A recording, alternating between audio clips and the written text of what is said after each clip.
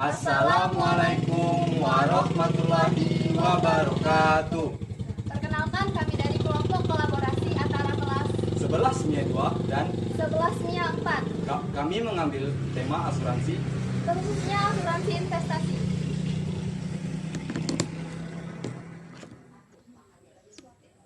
Jadi, kalian tahu gak sih asuransi investasi itu apa? Emangnya apa sih? Asuransi investasi adalah produk keuangan yang menggabungkan manfaat antara asuransi dan investasi. Nah, jadi kami di sini untuk mewawancarai pihak asuransi dan nasabah asuransi dengan tujuan untuk mengetahui perbedaan antara sistem mekanisme pelaksanaan asuransi investasi secara konvensional Dan secara syariah. Jadi kali ini kami sedang bersama dengan Ibu Sandri Mawani sebagai pihak asuransi yang akan kami wawancarai. Selamat sore Ibu, apa kabar Ibu? Alhamdulillah baik. Alhamdulillah baik Ibu. Ibu sudah siap menjawab pertanyaan dari kami Ibu? Siap, insya Allah. Oke Bu. Nah jadi melansir dari klikasuransi.com, kami mendapatkan pengertian dari asuransi merupakan bentuk perjanjian antara tertanggung dan penanggung. Tertanggung nantinya harus membayarkan iuran kepada penanggung. Nah, asuransi itu kan secara umum ada secara konvensional dan syariah, dan juga terbagi menjadi beberapa jenis seperti asuransi kesehatan, kejiwaan, hari tua, dan asuransi investasi. Nah, kami di sini mengambil judul asuransi investasi. Kalau menurut Ibu sendiri, apa sih Bu definisi dari asuransi investasi itu? Asuransi investasi itu kan nggak beda jauh dengan asuransi jiwa atau asuransi yang lainnya ya.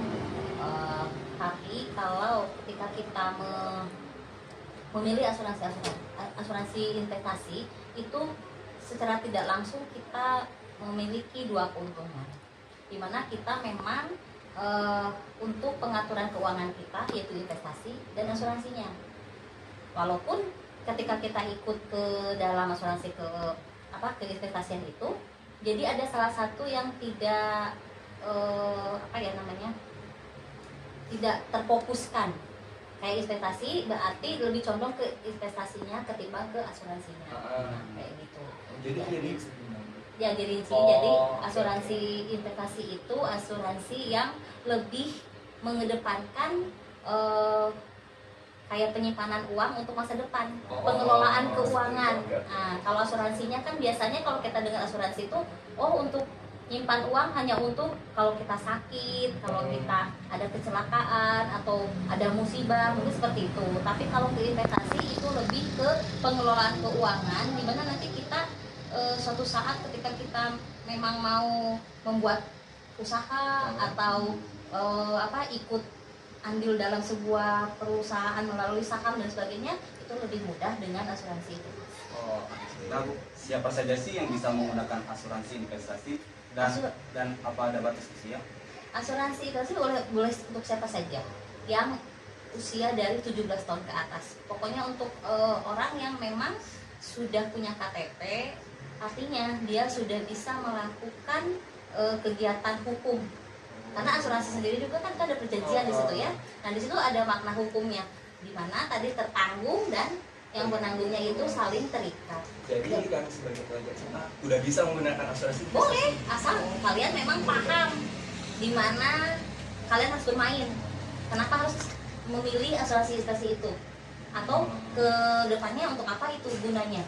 Kalau hanya untuk nabung aja kan kita nggak perlu pakai asuransi. Asuransi investasi itu apa sih keuntungannya?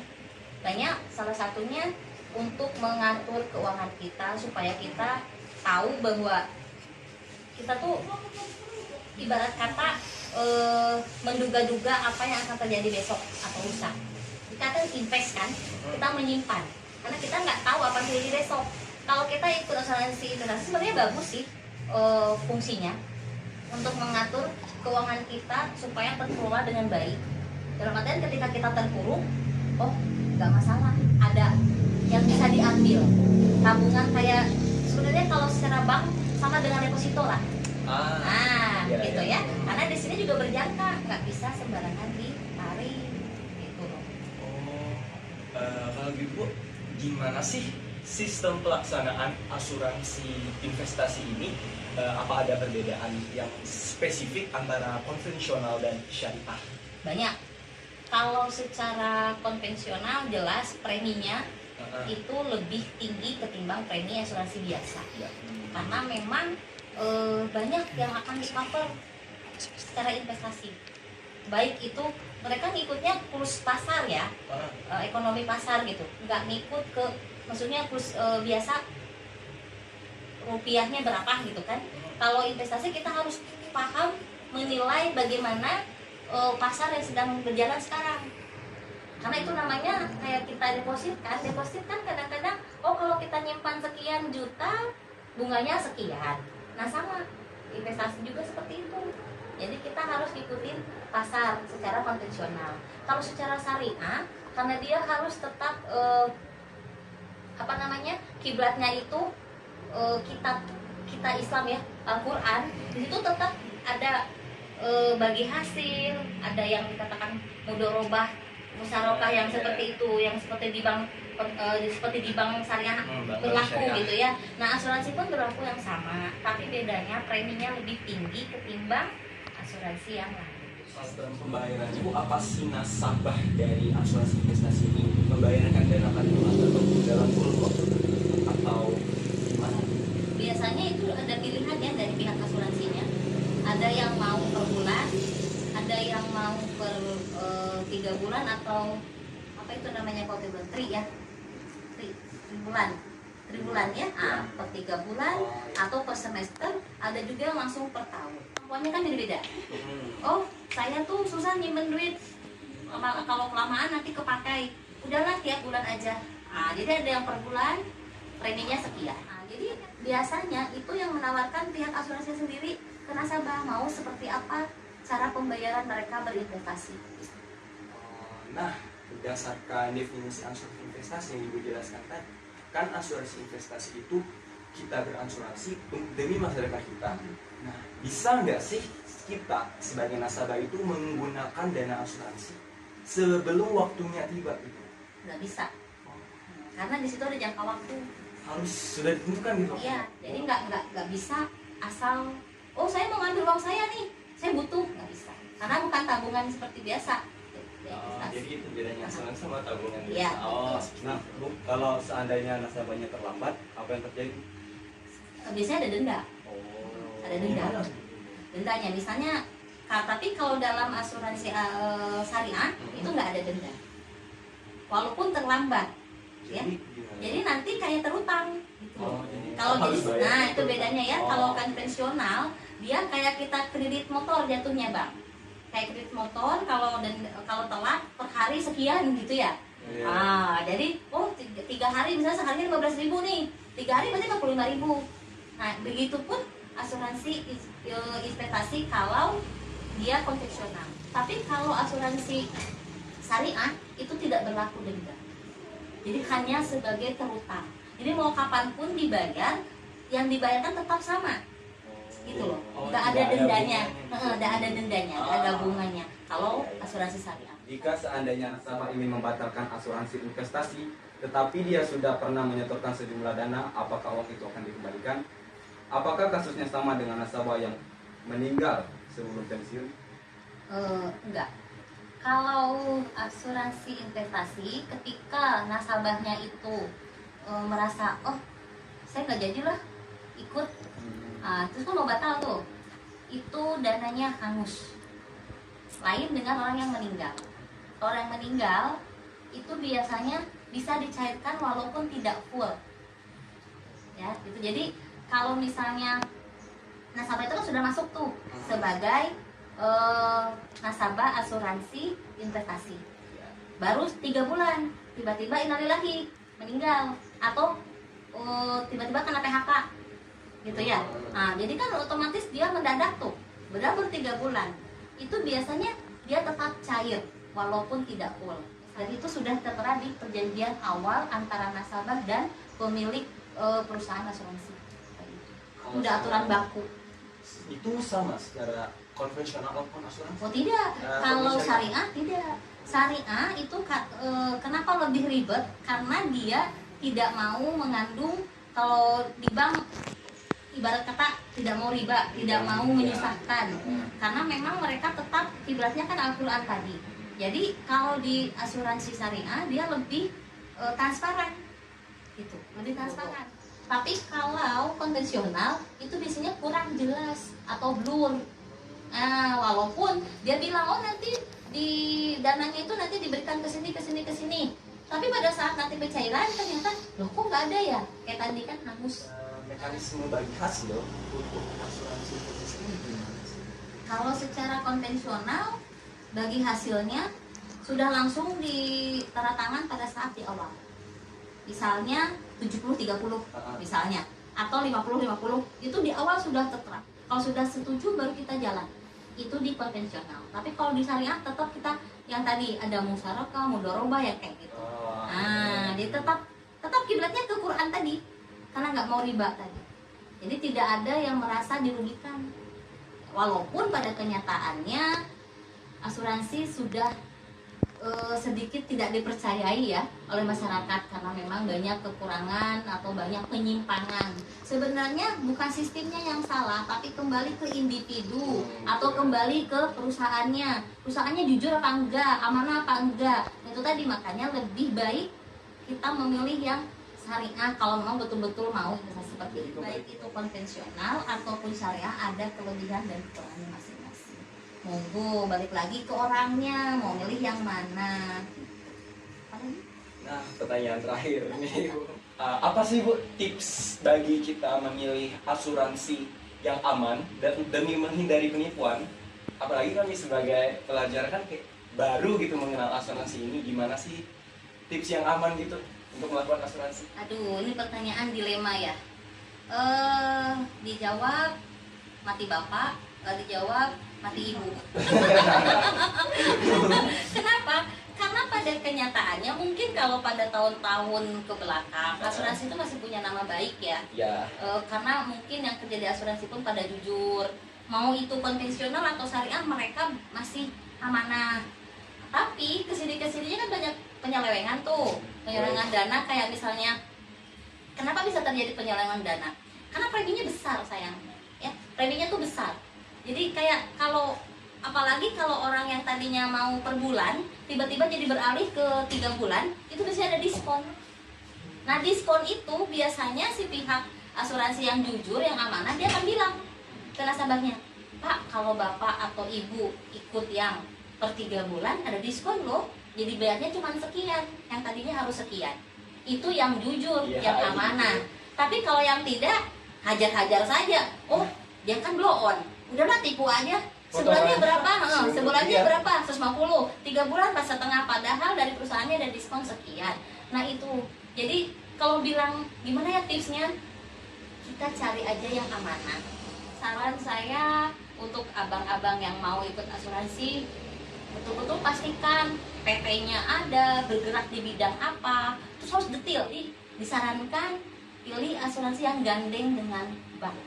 Kalau enggak, nggak tahu gimana akhirnya, karena itu duitnya kemana gitu loh larinya. Kalau ke bank kan ada LPS kan, lembaga penjaminan dana kan dari pemerintah kan, nah itu dijamin. Jadi kalaupun nanti hilang, pemerintah nggak akan tinggal diam, pasti balik uang kita. Jadi kalau mau pilih asuransi yang gandeng dengan bank supaya duitnya aman, kita bisa cover kapan saja kita butuh sesuai dengan perjanjian yang kita tanda-tangani. Jadi memang masalah-masalah yang timbul tentang asuransi kembali kepada individu Ya, masing-masing, tentang kejujuran kita. ya balik lagi amanah apa tidak orangnya, terus dilihat. Oke teman-teman, udah dengarkan tadi penjelasan dari Ibu Sandri sudah sangat panjang lebar dan jelas sekali kan Ibu. Terima kasih Ibu sekali Sama-sama. lagi atas penjelasannya yang Ya. sangat jelas.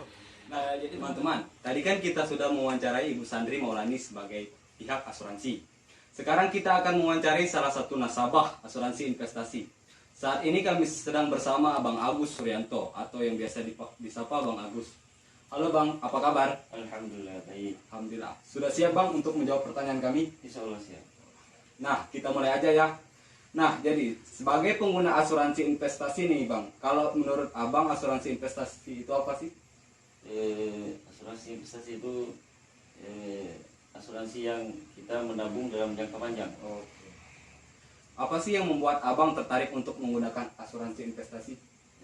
Karena di asuransi ini kita bisa mengasuransikan diri kita, kesehatan kita, karena di asuransi itu ada investasi, ada juga kesehatan. Dan saat ini kita abang sendiri mengikuti asuransi yang syariah dan khususnya investasi.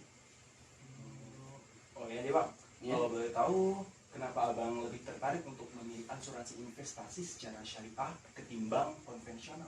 Karena yang abang ikuti ini asuransi syariah ini khusus produk yang nabung investasinya cuma 3 tahun, jadi singkat. Sama di syariah ini, karena ada yang di Sunlight syariah ini ada khusus produk yang nabungnya khusus 3 tahun, tapi masa panjang asuransi lain itu ada yang 5 tahun, kebanyakan tapi 10 tahun nabungnya. Jadi kita yang 3 tahun aja yang di Sunlight syariah. Oke, Bang, apa sih perbedaan yang Abang tahu tentang asuransi investasi secara syariah dan konvensional? Kalau di asuransi syariah itu akadnya jelas, jauh dari hibah juga, saling tolong menolong dalam investasi di syariah ini. Kalau di konvensional itu sebenarnya banyak orang tahu juga, belum tahu juga saya di konvensional, tapi secara umum itu yang di konven itu tidak terdata di MUI kan. Kalau kita di syariah itu terdata di MUI, juga di OJK sudah pasti kan. Tapi di konven itu di OJK saja, di MUI-nya tidak terdata biasanya. Kami punya satu kasus nih, bila kita sebagai nasabah terlambat untuk mengasuransikan atau membayarkan asuransi kita, hukuman seperti apa yang bisa kita dapatkan? Itu ada masa perpanjangan, bisa 1 bulan, 2 bulan, itu 3 bulan. Kalau sudah berbulan-bulan itu atau 6 bulan itu bisa lapse, jadi bisa hangus sendiri itu kalau tidak dibayar selama misalnya 6 bulan misal. Itu kalau misi di bawah 6 bulan itu bisa secara berapa bulan itu telat bayar, kita bisa bayar berapa bulan yang telat. Tapi kalau di atas 6 bulan itu bisa lapse sendiri biasanya polis asuransinya. Kalau telat itu apa, dan asuransi yang sudah kita bayarkan bisa kepotong nggak? Itu bisa kepotong kalau Bisa itu aja. bisa kepotong ya. Kalau kita berhenti asuransi bang, kita kan berasuransi investasi di suatu bank misalnya gitu. Nah, waktu kita berasuransi dan kita tuh berniatan untuk berhenti gitu, bisa nggak dana yang sebelumnya sudah kita asuransikan dikembalikan ke kita atau malah kemana gitu? Kalau pengalaman kita itu sebenarnya nggak ada kembalinya, nggak ada. Asuransi di Sunlight syariah yang kita misalnya ini nabungnya 3 tahun, itu kalau kita mau ngambil 4-5 tahun itu sudah ada duitnya, tapi tidak full berapa yang kita tabung. Misalnya kalau saya ini ngambil asuransi Sunlight syariah yang produk investasi kan, ini 1 bulan 1 juta kan. Jadi kan kalau 3 tahun kita nabung 36 juta kan. Jadi kalau kita mau ngambil tahun keempatnya nggak bisa 36 juta, itu bisa 12 juta enggak. Karena ini potong ada yang lain-lain kan, administrasi segala macam kan, karena produknya tolong menolong kan. Karena masa asuransi itu ada 12 tahun kan, jadi 12 tahun nggak kita ambil di polis Sunlight syariah itu otomatis duitnya sudah masuk ke rekening kita sendiri kan, sesuai dengan akad yang telah sama-sama perjanjiannya sudah kita tanda kontrak kan, tangan polisnya di polisnya. Nah, pertanyaan terakhir nih Bang, sebagai pelajar SMA, apakah kami sudah bisa untuk melakukan asuransi investasi? Kalau nggak salah sih usia itu minimal 6 bulan atau berapa bulan gitu lupa. Tapi kalau usia SMA sudah bisa. Kalau sudah pasti sudah bisa. Kalau usia seperti kalian pelajar kan kurang lebih 15-16 tahun kan. Nah, jadi sudah bisa itu mengikuti asuransi baik itu di syariah maupun di konvensional. Oh, jadi kami pelajar udah bisa gitu? Udah bisa, sudah pasti sudah bisa. Asuransi investasi bisa gitu? Apalagi investasi masih bisa ya. Karena kebanyakan ini orang yang ikut asuransi ini tuh anaknya untuk kuliah kan. Biasanya dari bayi itu sudah bisa diikutkan. Jadi sudah bayi udah lahir, kalau mau ikutkan nama anaknya itu sudah bisa untuk biaya kuliah nantinya kan, karena polis ini kan masa panjang kan, ada yang 10 tahun, 15 tahun kan. Jadi kalau sudah baru lahir atau 1 tahun, 2 tahun, 3 tahun itu sudah mulai ikut untuk masa depan anak itu sendiri kan. Oh ya, jadi gitu ya bang. Berdasarkan wawancara yang kami lakukan, bisa disimpulkan bahwa yang pertama, asuransi investasi adalah asuransi yang lebih mengedepankan kepada penyimpanan uang atau pengelolaan keuangan dalam jangka panjang untuk masa depan. Yang kedua, asuransi syariah Akadnya lebih jelas, jauh dari riba, dan saling tolong-menolong dalam investasi syariah. Sedangkan asuransi konvensional, secara umum yang diketahui oleh nasabah bahwa asuransi konvensional tidak terdaftar dalam MUI, hanya terdaftar dalam otoritas jasa keuangan saja. Yang ketiga, asuransi bisa dilakukan oleh siapa saja dengan batas usia minimal 18 tahun atau yang sudah memiliki KTP. Pelajar SMA sudah bisa mengikuti asuransi baik yang konvensional maupun syariah. Yang keempat, keuntungan dari menggunakan asuransi investasi, yakni mengatur keuangan untuk masa depan. Yang kelima, premi asuransi konvensional lebih tinggi dari premi asuransi syariah. Yang keenam, dana asuransi tidak bisa diambil sebelum waktunya. Yang ketujuh, dalam asuransi konvensional, jika nasabah terlambat membayar akan dikenakan denda, seperti berupa bunga. Dalam asuransi syariah, hanya akan dianggap hutang. Yang kedelapan, di asuransi investasi konvensional, saat nasabah ingin membatalkan asuransi tersebut, maka dananya akan hangus. Tetapi jika nasabah tersebut meninggal dunia, dana asuransi tersebut bisa dicairkan oleh ahli waris walaupun tidak full. Yang kesembilan, pada asuransi konvensional sudah tertera di perjanjian awal, tapi pada asuransi syariah ada musyarakah dan mudharabah, tetap berkiblatkan Al-Quran agar tidak ada yang merasa dirugikan. Yang ke-10, tips memilih asuransi yang aman. Cari asuransi yang bergandengan dengan bank. Nah, itu dia kesimpulannya. Gimana teman-teman? Udah jelas belum? Kami harap apa yang kami sampaikan bisa diterima dengan baik dan bisa bermanfaat untuk kita semua. Terima kasih atas perhatiannya. Mohon maaf bila ada kekurangan. Kami akhiri. Wabillahi taufiq wal hidayah. Wassalamualaikum warahmatullahi wabarakatuh.